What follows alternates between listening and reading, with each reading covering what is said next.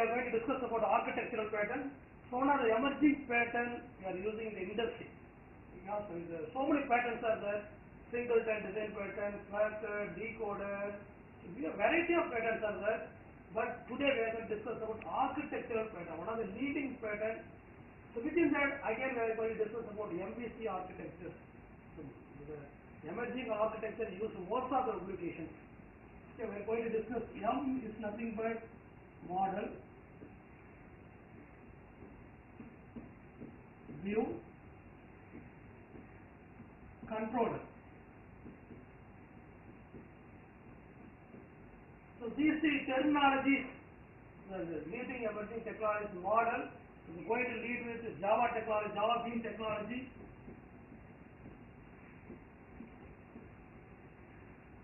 Because Java Bean having variety of getters method, view is we are going to dispatch the view through HTML or JSP. The controller is going to act as a servlet. So purely is backend logic. Purely backend logic. So I am going to draw the detailed way how the MVC architecture is going to work. The first thing is the client. Client is nothing but is the end user who is going to use a particular application. It's called as a client. The client, it may be a static or dynamic pages. It may be HTML or JSP. We can, both are the presentation logic.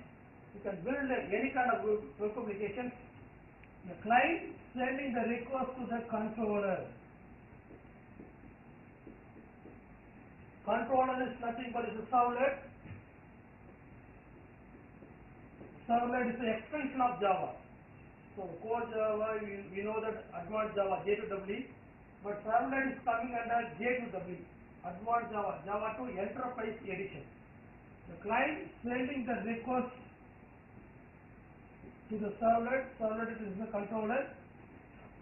Servlet again forwarding request to the action class.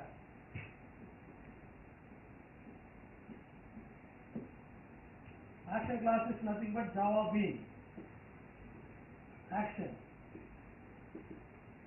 Already I told you Java Bean having setter getter method. So whatever data you enter, that will be temporarily stored in the Java Bean. The Java Bean again it will be forward to the database.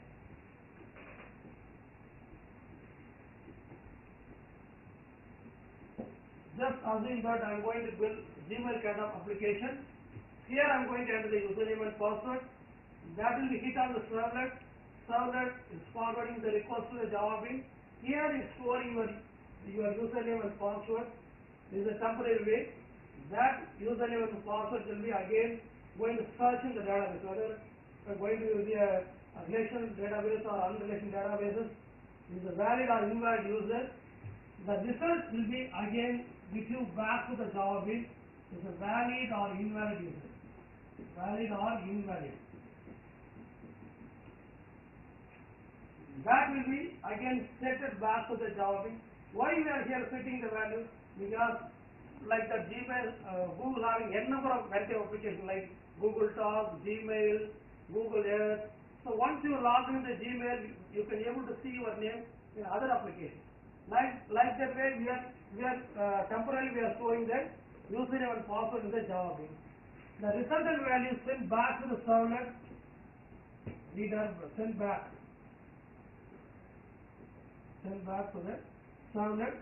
The controller now is going to decide whether your resultant value is being include or forward or redirect. So we can go for three ways. So one is the resultant dispatch value is a V1,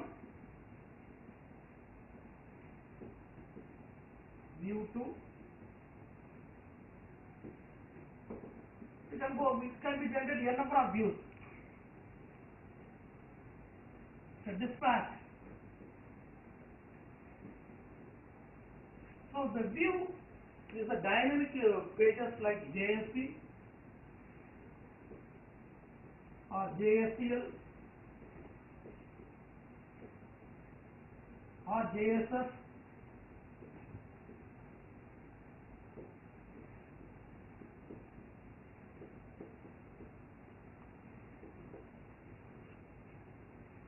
It may be a include or it may be forward or it may be redirect.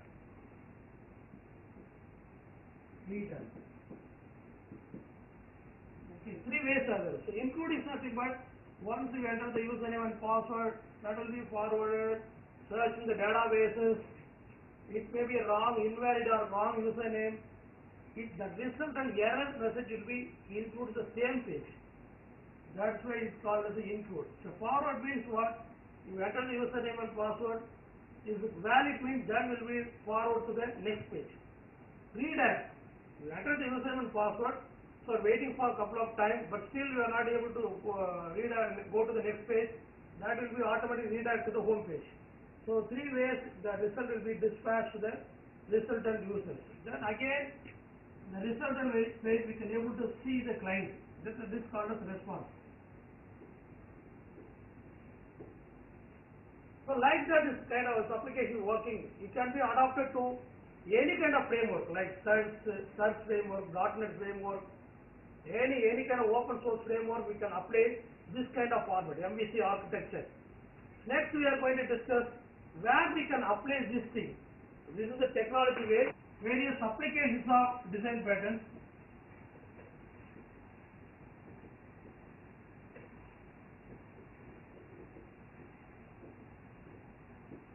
So you can apply retail,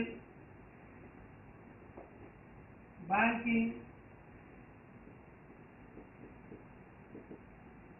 So retail is a big market, big retail domain. So we have self-checkout. Self-checkout nowadays users, they don't want any operators involvement. So they directly they want to go to the place, they want to buy the product through some various cards. Okay, it may be a credit card or debit card, or it may be a loyalty card, or it may be a gift card, gift voucher, or it may be chip and pin card. They can go with any kind of tendering methodology.